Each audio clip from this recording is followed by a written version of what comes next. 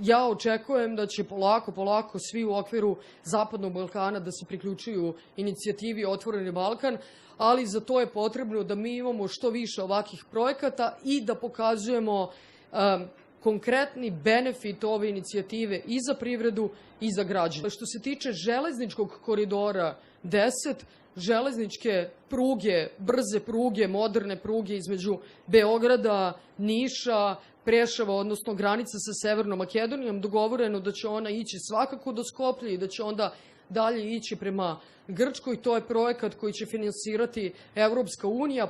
Ne verujem da može da se krene sa izgradnjom te pruge pre 2025. godine, kada završimo projektnu tehničku dokumentaciju, ali mi otvaramo tu perspektivu da u bliskoj budućnosti ljudi praktično iz Skoplja brzom prugom idu do Budimpešte i dalje za centralnu i zapadnu Evropu, i to je, opet kažem, jedan potpuno drugačiji Balkan.